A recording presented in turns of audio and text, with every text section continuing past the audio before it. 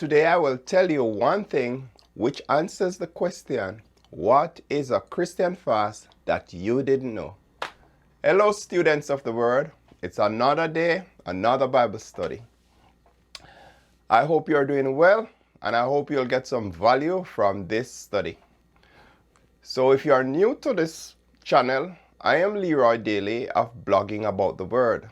On that website and on this YouTube channel, I teach Christians how to better understand their Bibles. I utilize the Word, word upon word, line upon line, precept on precept. Precept must be on precept, or else we'll have confusion and misinformation in the church. And as I always say, we want no more of that. So for today's study, we want to look at the nature of a Christian fast. And one of the reasons for this is because there's a proliferation of people on the internet, the World Wide Web, and YouTube, who are doing variation of the biblical fast and claiming that it is the spiritual fast, when the scripture speaks nothing about what they do. So this is to set the record straight. This is as biblical as it will get. And if you don't do a biblical fast, you cannot get spiritual results. And that's what this is about. So what is a Christian fast? A Christian fast afflicts the soul. And we can find that scripture in Isaiah 58 verse 3. It afflicts the soul. According to Merriam-Webster, to afflict is to cause pain or suffering, to distress so severely as to cause persistent suffering or anguish. How do we accomplish this relative to our souls? We afflict our souls by depriving it of its pleasure for a predetermined duration. All right? And these pleasures include foods and fluids. So where does this fit into fasting then? I only drank water for 3 days. If you are depriving your soul of its pleasure, how does that fit in? That statement doesn't fit in any at all. So we cannot be afflicting the soul and enjoying ourselves simultaneously. It is one or the other. This is a mutually exclusive event. Both cannot happen at the same time. It's either you're eating or you're fasting. It's either you're drinking or you're fasting. You cannot be fasting and eating or eating and drinking at the same time. It doesn't work. That's not a biblical fast. This manner of fasting is ineffectual in the spiritual sense. So from a spiritual point of view, it is of no value when while you're fasting, you're eating or drinking or eating and drinking. That fast has no spiritual value. Spiritual is first. If we're effective spiritually, then we are victorious naturally as well. So once we take care of the spiritual aspect of what we're doing, then we'll benefit naturally from the spiritual aspect. So this natural aspect is a consequence of the spiritual aspect. It flows naturally from it. So I shall expound on the benefits of this later in this Bible study. The Lord God assigned certain days within a year for the nation of Israel to afflict its soul. So the Lord has set a specific days throughout the year when Israel must fast. They have specific fasting days. That's what I'm saying.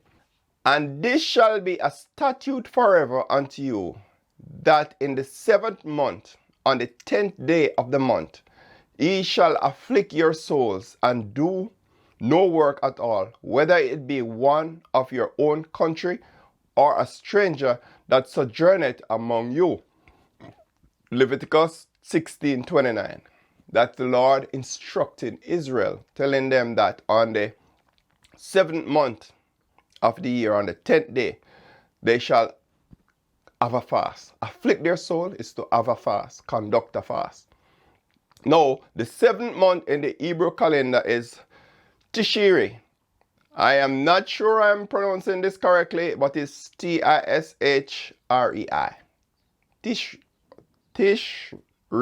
Tishri. I stand corrected. This month fall in either September or October. And today we know this day as Rosh Hashanah. It's the same day. It's a fast day, a sign.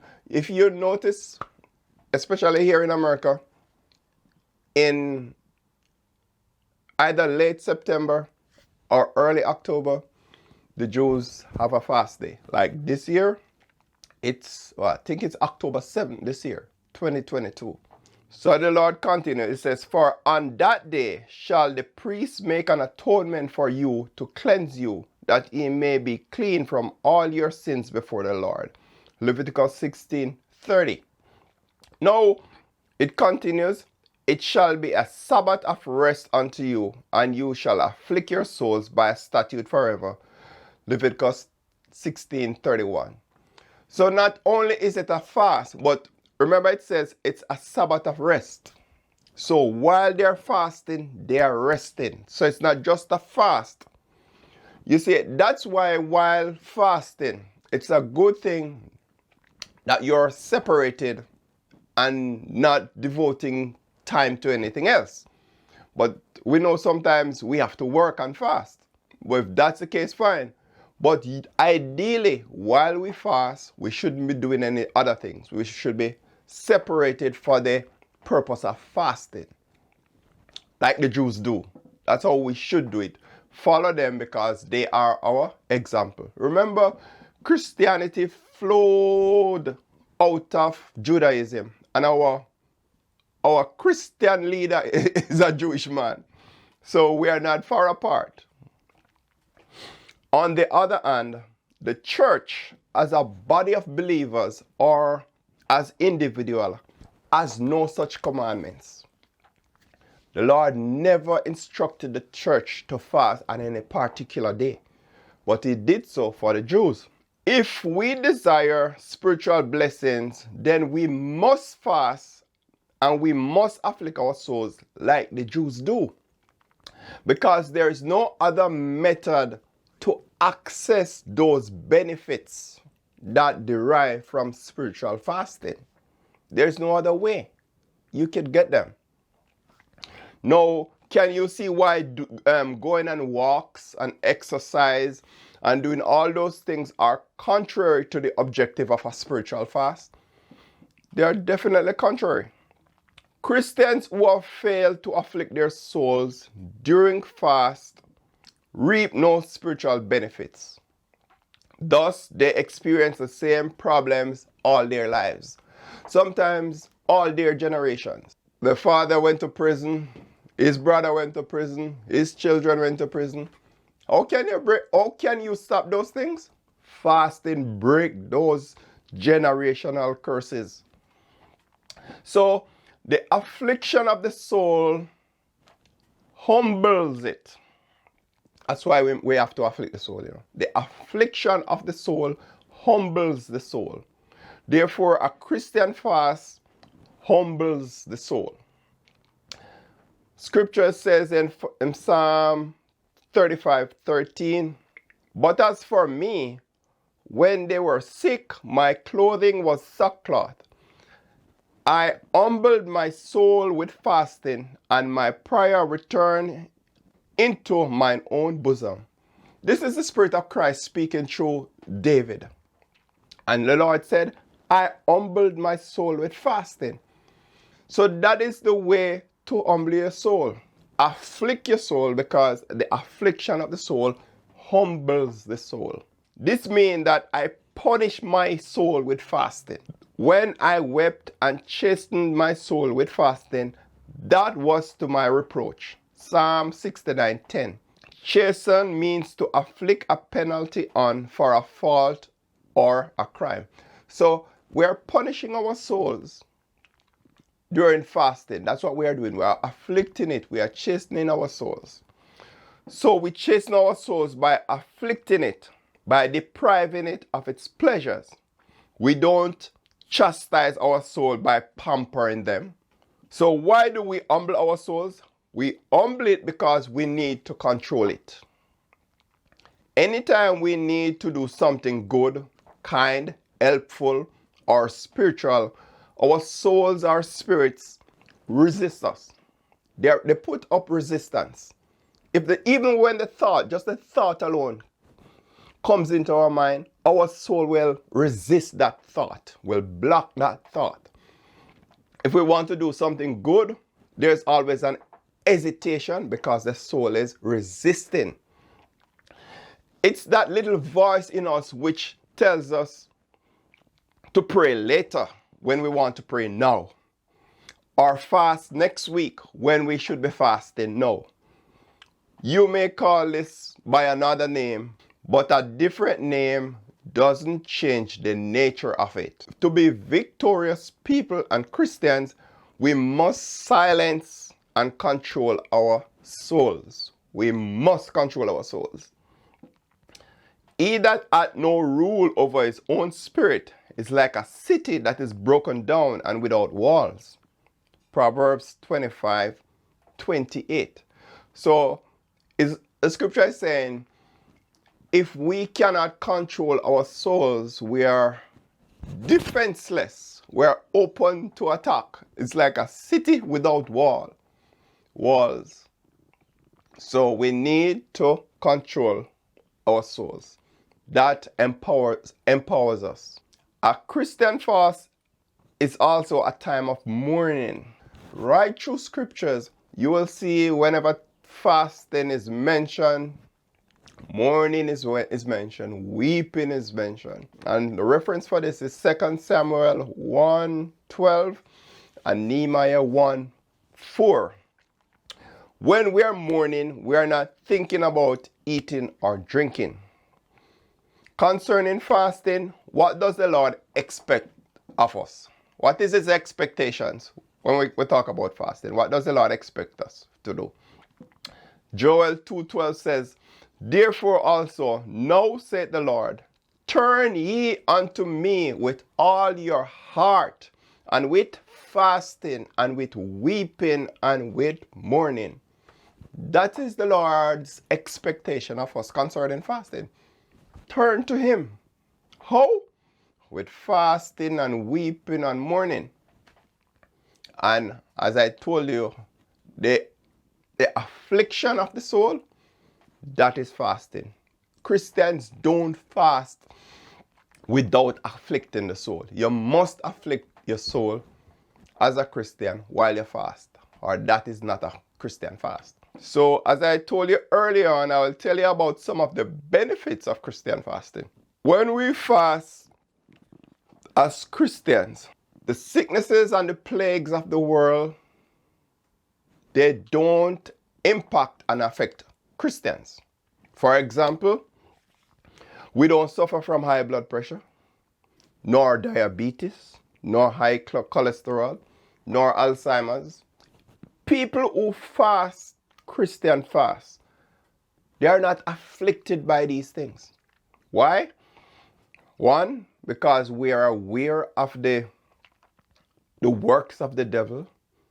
And two, we know how to avoid the snares of death. We are empowered by the word of God. That's why. It's no secret. But once you know the word of God, know what the word of God says about this or that, these things don't impact us. They don't affect us. So let me conclude. Now, in answering this very important question, what is a Christian fast? You could say it's the affliction of the soul for a predetermined duration. So you set the time, you determine the time, how long the fast will be, and you afflict your soul within that specified time. All these parameters are in your control. You determine the time, you determine the duration, you determine the day. You are not restricted as the Jews are. we have liberty to choose whatever time or day we want to afflict our soul. So we afflict by depriving it of its natural pleasures. These include but not limited to foods, drinks, and sex. The affliction of our souls humble them. We must humble them to control them. And we control our souls to possess self-control and other victories in our lives. In closing, now can you comprehend why we cannot be fasting and eating or drinking, or fasting and eating and drinking? It's a mutually exclusive event. You are either fasting or you are not fasting. I invite you to do a 4-hour abstinence fast. Choose a day and select the hours, 4 hours for fasting.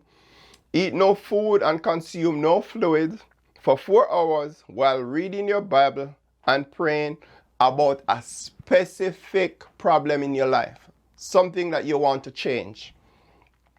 Meditate on a particular scripture verse and relating to your problem, and focus on God for that said time period. Then let me know how it went by commenting below this video. Finally, like this video, and if you are new to my channel, subscribe to my channel.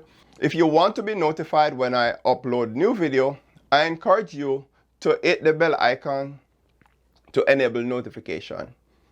And my final words, I said finally before, but my final words, I bless you in the mighty name of Jesus. The blessings of the Lord are on you. And if the Lord is willing, I'll see you in a new video. Thanks for your time.